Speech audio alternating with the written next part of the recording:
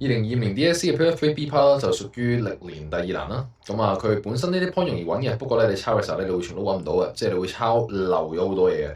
咁我哋呢一個 task 呢一年份最大嘅任務咧，就係你要去唔理意思咁抄晒所有 keyword 相關嘅嘢，亦都我哋呢幾期咧不斷去強調嘅嘢啦。我哋望望 task 8、task 9、task 10嘅題型分析先。task 8呢個咧係 promote 緊啦，所以我哋題型呢個就係 promotional 啦，呢個就唔多講啦，就係我哋嘅介紹題目啦。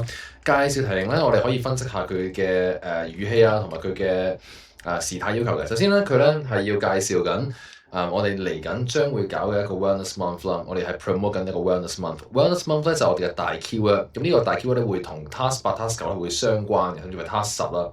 因為 task 8咧係講緊今年我哋即將會搞嘅 Wellness Month。task 9咧係要講下年嘅 Wellness Month。見唔到呢個時間係2022年啦。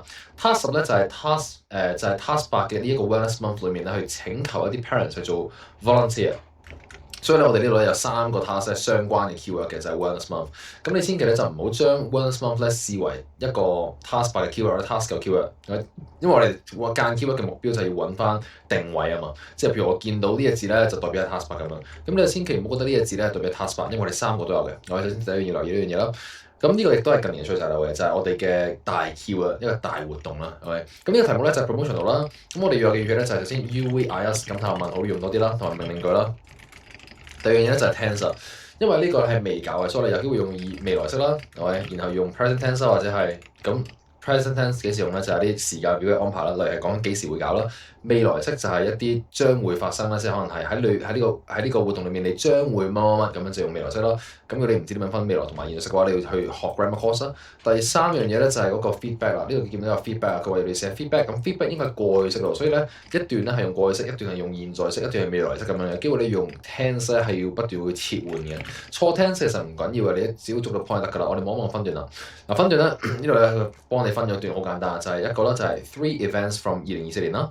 咁呢個 three events 咧係要揀嘅，因為係決定咗 decide 啦，所以呢個咧係觸發咗你嘅機制嘅條件與選擇嘅機制啦。我哋咧有機會咧要做一啲選擇，咁條件選擇有咩暗示咧？就係我哋必須要睇 T1 先啦。不過就算冇條件選擇咧，我哋都係睇 T1 data 先㗎啦。T1 data 咧即係內部溝通，係咪？跟住下面啦，呢個係8.1啦，咁所以呢個係我哋嘅第一個分段要求啦，就係我哋要揀3個活動啦。咁你要撈到咧呢個3個活動咧，應該係一個段落分一個活動嘅，得唔得？所以其實呢個唔係8.1，呢個應該係8.1加2加3嚟嘅。點解咧？因為3個活動啊嘛。跟住下邊呢要你講 student 嘅 feedback，咁呢個應該就係8.4啦。我哋咁樣分段啦，OK。好啦，咁而家咧我哋就去揾 point 咯喎。我哋睇埋 task 9嘅綠筆啦先。task 9咧我用綠筆啦，我用黃筆啦。task 9應該咧係要做一個 proposal 呢個 keyword 啦，跟住 missing idea for sports day at the beach keyword 啦。呢個係一個 brand new 嘅 event that we want to include in the 2025嘅 wellness month。但係我哋需要 Dr. Chance 嘅 approval。咁我哋要 make sure 咧。要 explain 點解我哋要 propose 呢個 new event 咧，即係我哋講點解啦，9.1，然後我哋要揀2個，又係揀喎，又係條件要選擇咯。咁你一陣間記得要去做一個條件篩選先喎，即係我哋要揾咗條件先，然後再去做 base 呢啲條件去做選擇。呢個第二啦，第三咧就係呢個點解我哋 include 呢啲 sports。咁所以 keyword 要記住應該就係 events、new events 同埋 new sports，係咪？咁我哋就可以分翻 task 8嘅 keyword 同 task 9嘅 keyword 啦。task 8 keyword 應該係feedback 啦，或者啲 events 啦，然後 task 9 keyword 咧應該係新嘅 event 啦，一個咧係以前嘅 event，一個咧係新嘅 event，係咪？咁然後呢個係 sports day at the beach，應該就係 task 9獨特 keyword 啦。咁所以咧 task 9分段係9.1，然後9.2啦，然後9.3，係咪？分段咧有好多個選擇可以分嘅，一陣間我同你再講點樣分，咁樣。task 10咧就係我哋要寫個信俾我哋嘅家長，咁我哋用綠筆啦，我哋要請求佢哋咧做我哋嘅 volunteers，呢個就係我哋嘅寫作目的啦。跟住 it's important you highlight the benefits as well as outline the responsibilities they have when volunteering。記得啲 keyword 咯，我哋 keyword 應該就係我哋嘅 parents 啦、volunteers 啦，記住啲 keyword 咯。咁呢個咧就係個好處，就係10.1、10.2咧就係佢哋嘅職責，即係佢哋做。volunteer 嘅話咧，咩職責？第三咧就佢哋點樣去 get involved，即係點樣報名。咁點樣報名咧？係喺個 recording 出嘅，咁我就唔聽 recording，你自己聽啦。好啦，而家咧我哋睇完個分析完個讀筆分析，你會發覺咧呢年係比較簡單嘅。點解？因為分段好清晰啊。正常嚟講咧，分段係唔會咁清晰㗎。咁今年嘅分段簡單，所以你會覺得好簡單嘅。咁就係8.1、2、3啦、4啦，3個活動加 feedback 啦。9.1、2、3啦就係我哋嘅新 event 係乜嘢啦？點解要揀咗邊兩個運動啦，同埋點解要搞呢個運動啦。10.123咧就係我哋嘅家長嘅 volunteer 嘅好處啦。職責啦，同埋佢哋點樣做報名。咁我哋咧先講 task 8，我哋去揾 task 8嘅 point 先。揾 task 8嘅 point 咧，我哋要睇 task 8嘅 referral，咁即係喺呢度 refer to the emails between Miss Hanley and I to begin with。咁所以我哋就睇呢個先咯。我哋睇下邊呢個啦，呢個咧就係我哋嘅 Miss Hanley and I 啦，因為 Mr. John Duncan 咧應該就係個老闆啦，係嘛？係咧，冇錯啦。咁所以我同阿 Miss Hanley 嘅 email 咧應該就係呢個啦 ，Miss Hanley 啦同埋 Duncan。咁記住呢個信件嘅形式，你見到有個橫線喺度啊，係嘛？見到呢啲橫線咧，我要知道咧呢個信件咧係向上睇嘅，等等，我哋係由下而上。你望翻日期咧，你就知㗎啦。呢個係10.12分啦，呢個10.45分啦，所以我哋應該由最遠古嗰封信咧睇到最近期嗰封信，等等，我哋就向上睇，我哋就 highlight 同埋揾 keyword 然後抄 point。留心啲咧，我哋 task 8嘅兩個題目要求啦，揀活動啦，同埋我哋要去做 feedback，我哋即係要寫翻學生 feedback。今次呢個做緊揀活動嘅，我哋記低啲嘢咯。佢話咧，我哋決定咧用揀咩活動啦 ，what other events。我哋要去 decide on what the other events in the 2025 Wellness Month will be. Dr. Chen already helped us choose one event in our meeting last week. 冇乜特別啦。你嚟咯 keyword 咯 last year's 嘅 Wellness Month. As a reminder of the events we held last year, I recommend having the fitness challenge. 佢建議咧，我哋要搞 fitness challenge. I also like the crafting section. 記住啲 keyword 咯。But this year's let's wish to Asian countries to make it more relevant to our students in Hong Kong. 咁呢一個句子咧係解釋緊 crafting sections 嘅。Based on 我哋嘅 chop 嘅原則，呢一句咧應該都要抄落去嘅，所以呢個係夾埋一齊抄啦。咁呢個應該都係 point，我哋唔肯定住先，因為我哋要揀活動啊嘛，我哋唔知要揀邊個活動㗎，所以我哋睇住先啦，記一記先。跟住向上睇到喎，佢話咧 I agree about crafting section， 換言之咧呢個係 tick 咗㗎啦，我呢個 crafting section tick 咗㗎啦，所以呢個應該就係我哋8.1啦。跟住啦，but I would also suggest keeping the wellness fair。wellness fair 咧係要加嘅，即係佢話要去減埋 wellness fair 啦。咁呢應該就8.2啦。我哋要介紹 wellness fair 啦。This was pretty popular last time。佢話咧上年好流行嘅揀啦，呢個就係我哋講緊 wellness fair 上年好流行啦。咁我哋可能係一個揀嘅原因啦。然後對學生有用啦，夾埋佢啦。呢啲咧雖然老闆都信冇叫我哋抄啦，但係我哋知道都要介紹啲活動啦。我哋唔肯定需唔需要寫，我哋唔肯定我哋就寫埋落去啦。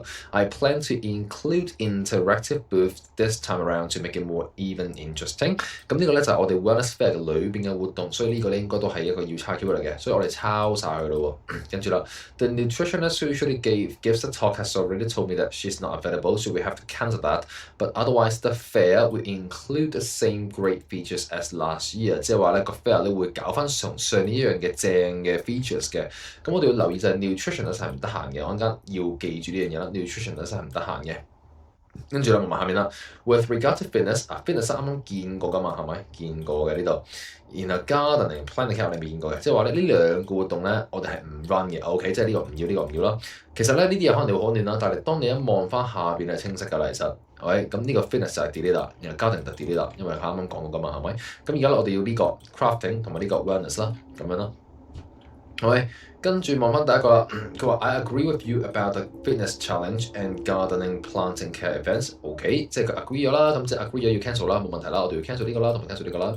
Sports day at the beach, I'm intrigued。咁呢個咧係 task 9嘅嚟嘅，但係呢個冇 point 嘅。It seems we have 3 events。3 events 咗啦已經，點解咧？因為有一個 event 就喺個 recording 出嘅，其實就係呢個啦。所以我哋1、2、3 3嚿嘢啦。OK，咁呢度咧就出晒 point 嘅，基本上我哋抄嘅時候咧要抄嘅係 Wellness Fair 抄啦，然後呢個咧唔可以抄啦，因為呢個咧係啱 cancel 咗啦。然後抄呢個同埋抄呢個，加埋呢一個interactive booths。OK，咁啊抄晒有分㗎啦。跟住呢個 crafting section 咧要將呢個 American countries 咧變翻做呢一個 Asian countries，然後抄埋呢一句嘢，咁就 OK 㗎啦。OK，咁呢個咧就係 task 8嘅8.1嘅 point， 8.123。8.4咧就係 feedback 啦。feedback 呢個位置咧，我哋可以講多少少咁樣抄嘅。咁呢度咧要講嘅學生 feedback 啊嘛，咁所以 Emma 係 point 啦 ，Alex 係 point 啦 ，Maya 係 point。點解？因為你學生嚟㗎嘛 ，Alex 都係啦，然後就 Emma 啦，呢啲全部都圈一圈起佢啦，會唔會係全部都係關於上年嘅 Wellness Month 嘅 feedback 啦？你望一望，佢話啦，嚟咯喎。我係 Maya 啦，跟住 I'm Form 2啦，my mum 啦 also helping。呢度 brilliant, I've loved it. I really struggled during the exams, especially my electives. The wellness month was a chance to unwind. I feel much more prepared for next year's studies now。佢話咧，上年咧我咧係喺考試嘅時候咧係好辛苦啊，尤其是我哋 elective 啦。個 once month 咧，Q1 咯喎，如果佢見到係 Q1 嘛，咪抄晒佢咯，抄晒佢。咁抄嘅時候咧，我哋係要抄晒嘅，所以裏邊嘅重點咧，我哋要拎到晒。第一就係呢一句。咁有啲人就會諗啦，我需唔需要將個 I 變啊？要變，呢個 I 係要變嘅，變翻做 Alex 得㗎啦。咁所以呢個 point 應該就係 Alex really struggled during the exam, and the wellness month was a chance to unwind, and he felt much more prepared for next year's studies 咁樣啦。now 就唔抄啦，因為當時嘅 now 啊嘛。咁而家唔係 now 啊嘛，係咪？咁抄埋都冇所謂，不過咁就1分啦。咁你可能你會 surprise 嘅，咪即係抄晒？冇錯，就係抄晒啦。下面啦，I was really impressed by the wide variety of activities, meaningful activities. I mean everything was useful。佢講嘅呢啲 meaningful 咧，應該就係講緊 wellness month 裏邊嘅 activities 係好 meaningful。咁所以咧，呢個係學生 Emma 講嘅嘢啦。咁然後又用 I 啦，呢兩個 point 係啦，因為呢係關事，只要關事就抄啦，唔好用意思判斷佢合唔合理。咁你就抄 Emma was really impressed。記得唔好嘗試自己作文。見到咧，我寫 point 我係基本上係改緊字㗎，我係照抄，見唔到啊？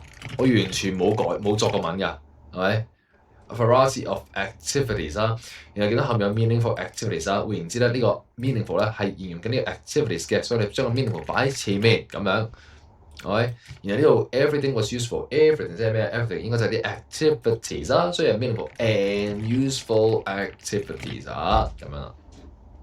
Okay, 下面啦 Alex, for sure, for me, I love the chance to let my creativity run loose. I also pick up quite a few healthy habits as well. chop 喺呢度，佢係前面後面抄晒，鳩抄晒佢，所以就寫 Alex 照抄 love the chance to let his creativity run loose, and he also picked up quite a few healthy habits as well。係好多學生咧睇翻真係 miss 咗呢個 point 啊！我都唔明點解佢哋會 miss 啦，佢哋會唔抄後面，會唔抄前面，會自己作字啦，千祈唔好作字啦，照抄得㗎啦。Yes, some of the Form 6 students gave a talk about doing exercise. I don't do enough exercise, so I really needed to hear their advice. 照抄夠晒得㗎啦。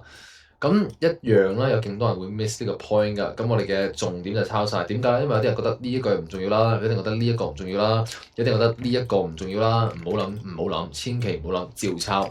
Form 6 students gave a talk about doing exercise. Maya did not do enough exercise, so she really needed to hear their advice. 搞掂。所以咧，好多學生成日問我問題咧，我抄唔切啊，我抄好慢啊，我咧好唔夠時啊。點解？咪你作字咯。你當我寫得幾輕鬆啊？點解？因為我冇作字咯，我係照改咯，我完全唔使諗啊。點解你要諗？因為你覺得要作咯，即係你擺脫唔到你擺脫唔到你覺得要作字呢個思維，你永遠都會進步唔到啊。Yes, some of my friends' parents are helping too。呢個就唔關事，因為呢個講緊佢係 parents 嘅，係嘛？所以唔關事，呢係 task 嘅嘢嚟嘅 ，parents 係 task 啊嘛，係咪？咁所以完㗎啦，呢個抄晒啲 point 㗎啦。我哋望問 task bar marking scheme。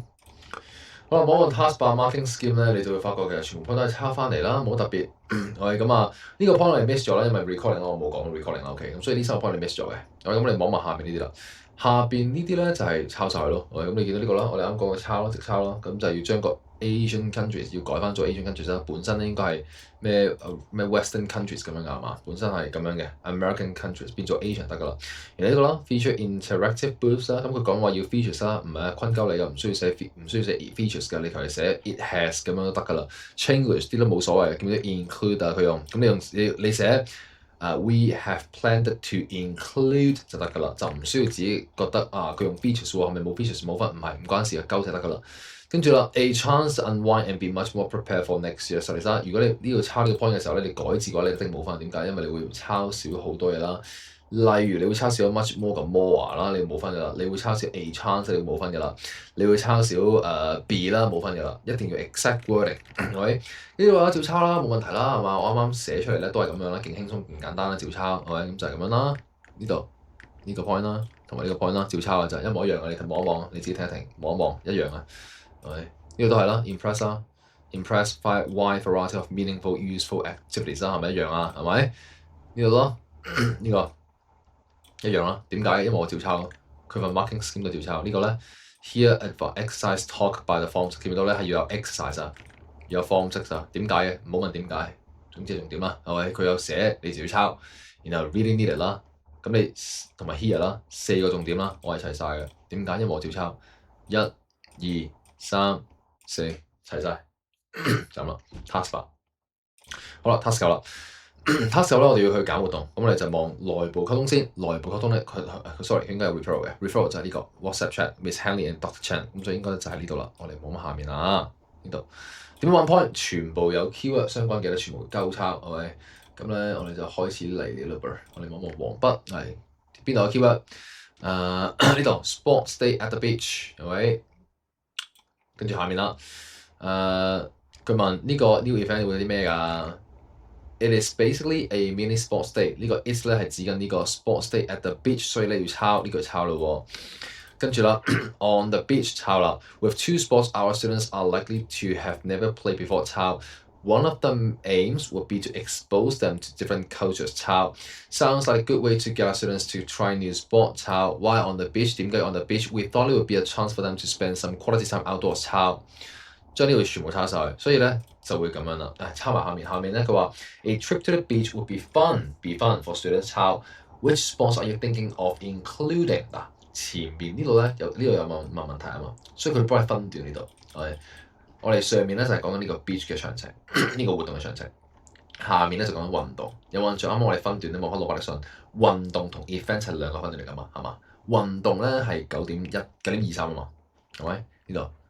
呢個 sports 啊嘛，9.2嚟㗎嘛 ，new event 係9.1啊嘛，所以我哋上面係9.1。如果你分唔到段都冇所謂㗎，你照抄得㗎啦。咁點樣抄咧？你望住點樣抄？你望一望咧，我係完全搬字過字嘅。下面寫乜我抄乜。我哋會話咧 we 咁佢話 we would like to add 啊嘛，我哋唔好寫 we would like to add，因為呢個係 proposal 嚟嘅，我哋要 formal 少少，所以我哋可以寫 we would suggest 咁樣。你照抄得㗎 ，by the way adding 咁樣。A new event called， 我而家模仿你作文啊，我就咁樣作㗎啦，完全唔使諗嘅。下一句 it is basically 啊嘛，咁而家呢一個 which 呢個 it 係咪指緊呢個 sports day 啊？係嘛？所以呢一句咧係修飾緊呢嚿嘢㗎嘛。我哋將佢變成修飾句子，將佢連埋一齊啦。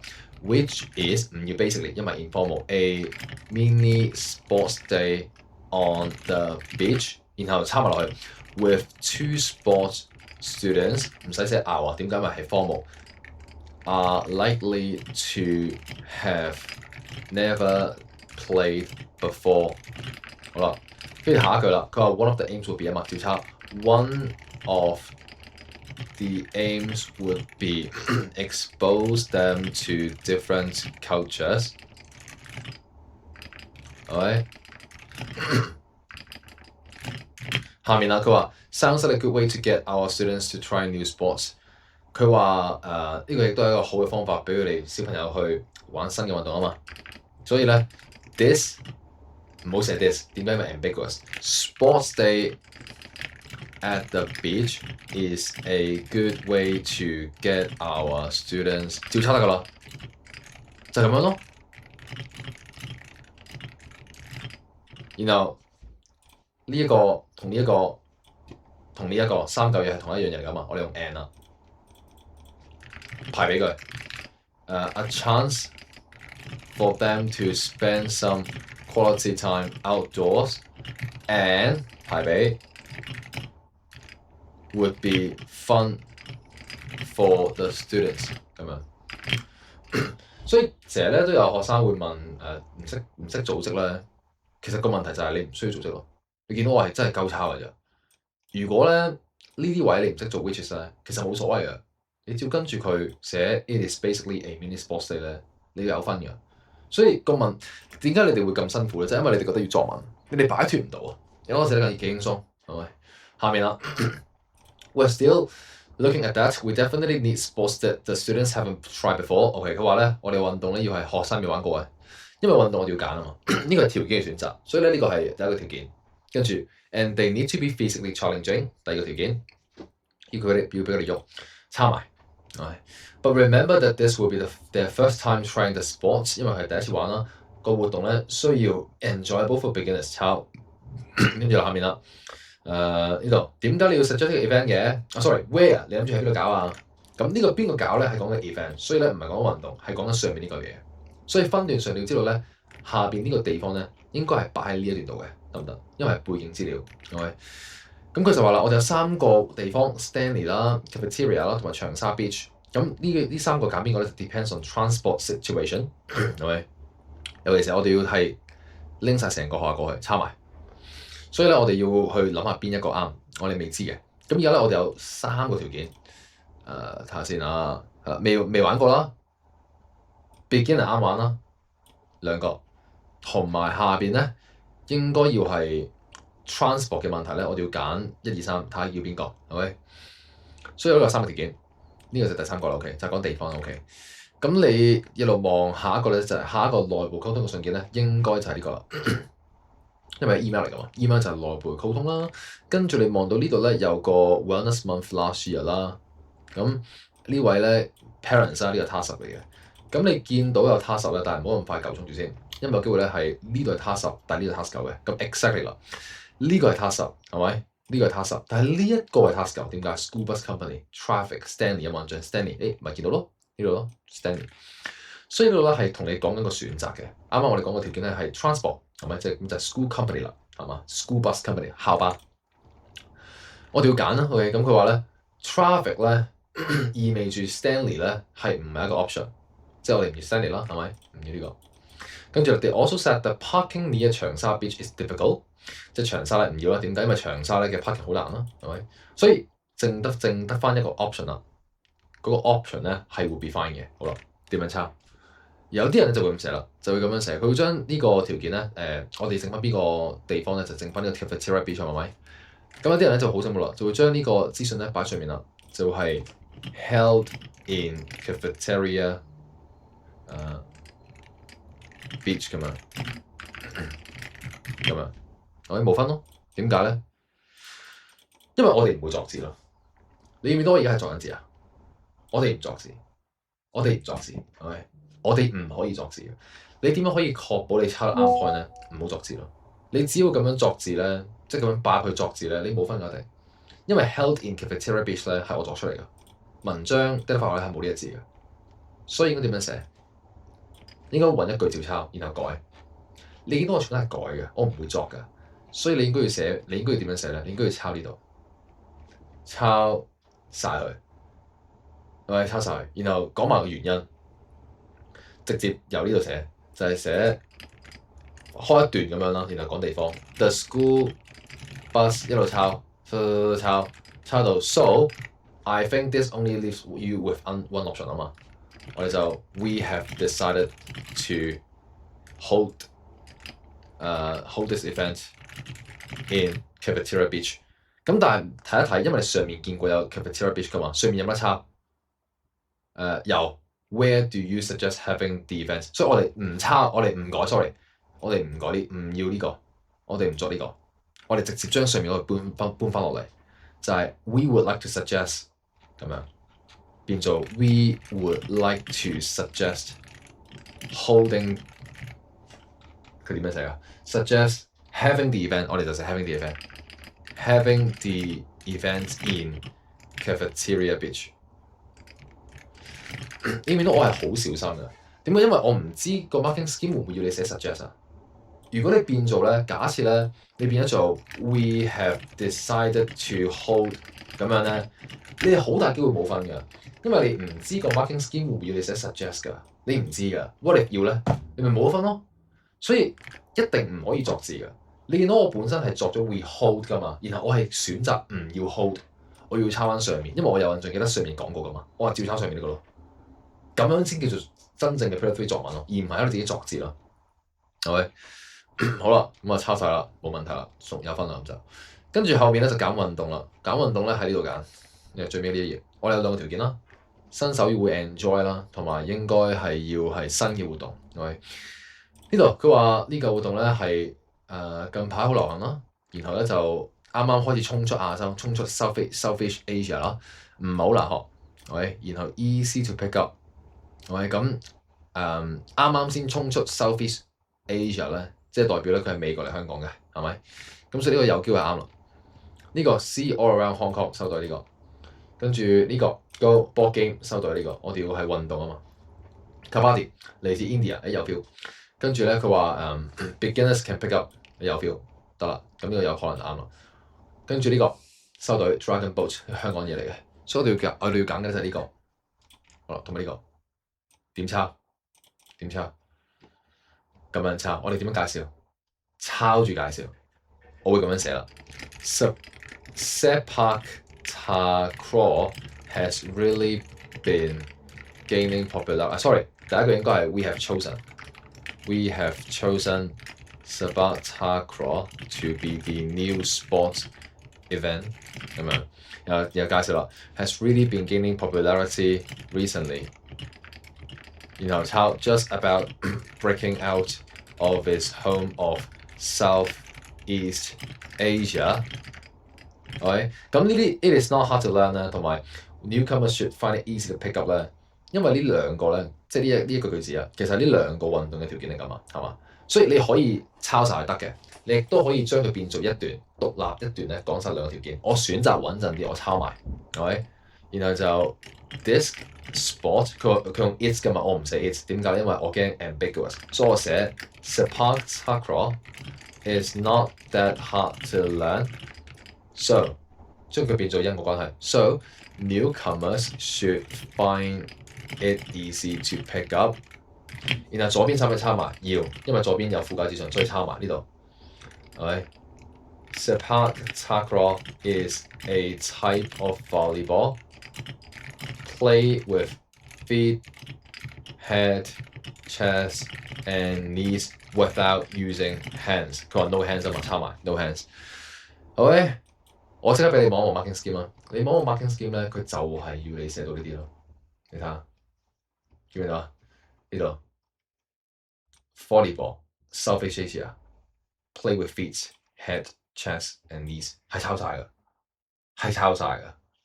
如果我唔係抄晒咧，我係冇咁精準嘅，因為呢一句咧係咪抄多咗嘅 newcomer 係咪抄多嘅？唔係啊，其實係上面中咗 point 嘅呢度，見唔見到啊？所以你如果唔肯抄晒，你會 miss point 嘢，然後你唔知咯。OK， 跟住下面點寫咪抄晒咯，一樣咯，就係抄晒佢咯。你唔要咩咧？你就係唔要呢個 is actually 咯，唔要 really 咯，就係 is fun sports to play。然後呢個唔使，呢個唔使，因為嗌啊嘛，嗌呢啲係個作者講唔使啦，唔關事。咁但係呢個要啦 ，design to keep players on the move 抄啦 ，beginners can pick the sports up quickly 抄啦 ，which might count for 呢個唔使抄，抄埋得。然後 similar to the game tag isn't it？ 係 OK 得，換言之咧。呢個 it 係乜嘢？呢個 it 係咪就係 Kabaddi？所以 Kabaddi 咁樣抄 ，Kabaddi is similar to the game tag，right？ In which 然後寫下面啦 ，players try to tag others。然後佢話 that's true，but they do so while holding their breath。所以 they do so 咧，呢個 do so 係咪就係指緊佢哋要 tag others 啊？所以我哋將佢做連接 ，while 直接。Holding their breath 咁樣，所以如果你英文能力有翻咁上下嘅話咧，你可以做我呢啲嘢咯。咁你就會抄少啲嘢咯，即係你會簡略啲。OK， 但係如果你冇能力嘅話，你就夠抄咯。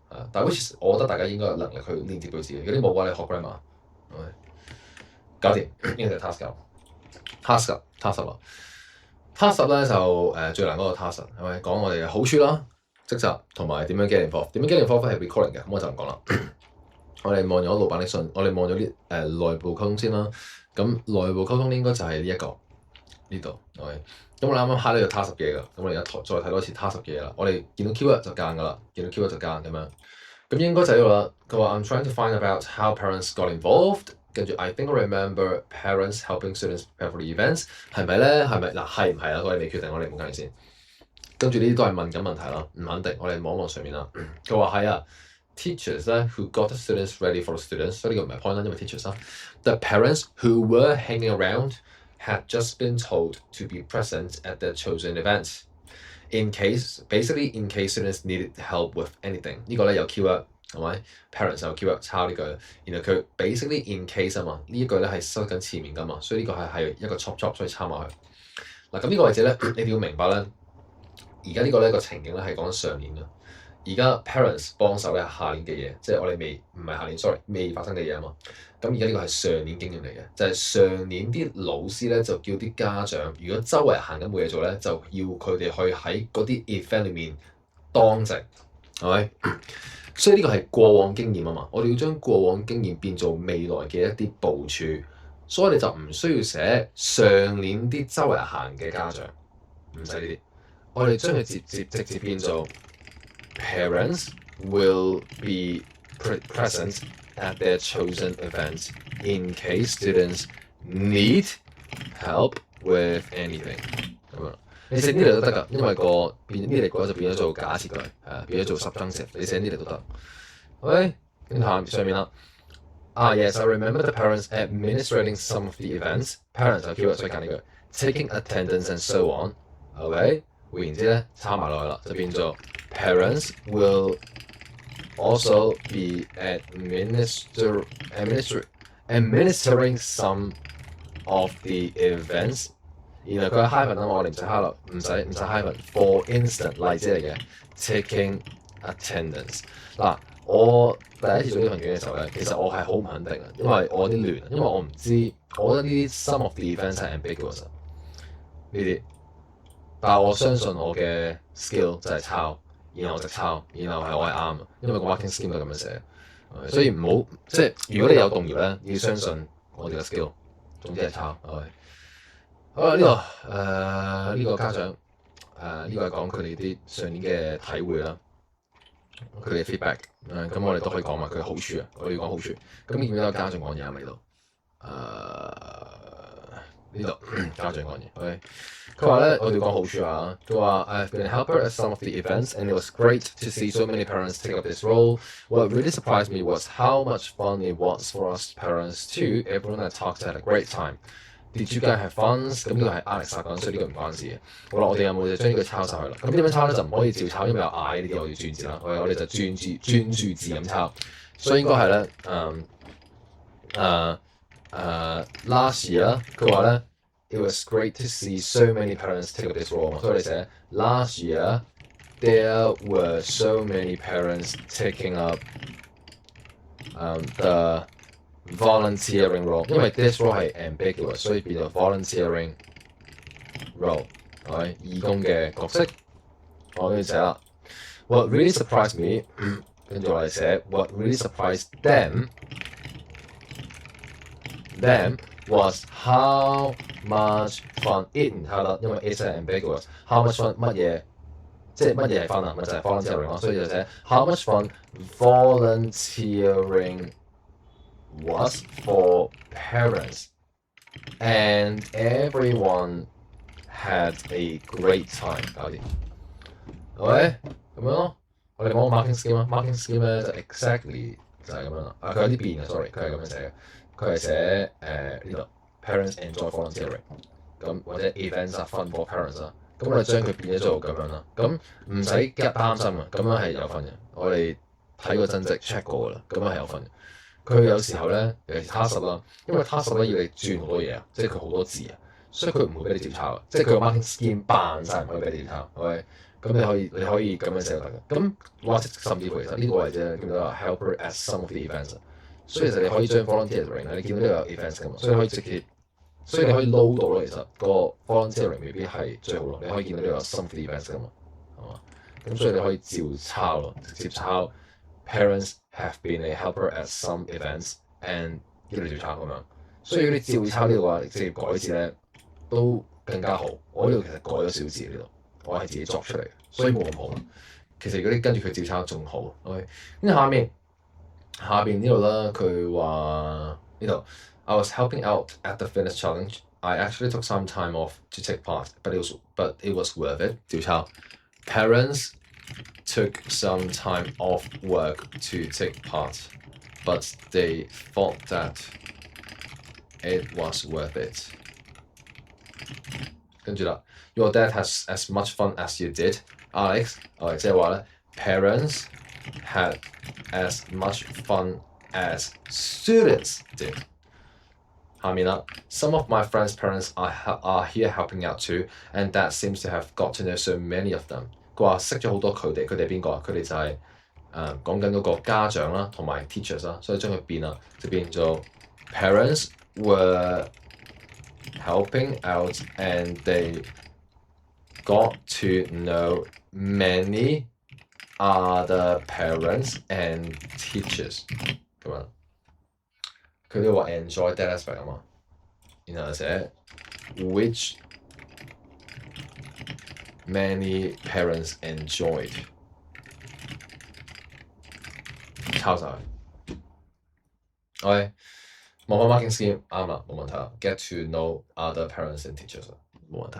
OK， 咁呢個要改做現在式啦，因為係 benefits 啦 ，benefits 係現在式嚟嘅，佢唔係一個過去式，即係佢唔係講 feedback，所以將佢變做現在式。你冇轉咧都唔緊要啊，不過我跟住呢個啦，呢個呢個啦，點樣抄咧？抄得㗎啦，其實呢個啦，我哋一定要抄晒所有字啦，所以將佢變做 The school performance over time has increased， right? Since the introduction of parental support policy in school， 抄晒佢咁樣咯。望翻有冇抄晒先？有，抄呢個，抄呢個，抄呢個，抄呢個，抄晒啦。OK， 有分。跟住呢度啦，呢度叫咩 benefits？ 點部署？抄晒佢，搞掂，滿分，就咁簡單。唉，如果你要範文嘅話咧，你可以睇 intensive 第5期 regular course 第10期。OK， 呢度我應該會擺埋上 YouTube 嗰個 link， 嗰個下面嘅 description box 會見到呢個範文，你可以自己睇一睇。咁 marking scheme 冇問題啦。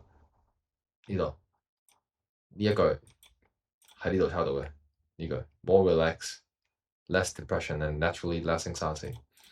跟住呢個 allow students to interact with adults other than teachers， 對應住就呢度啦，就係呢個呢度 students only get one type of interaction with their teachers. When you get parents in a mixed school, students then get to interact with other adults。抄晒就得噶啦，咁啊中晒呢個 keyword 啦，就係 interact with other adults other than teachers。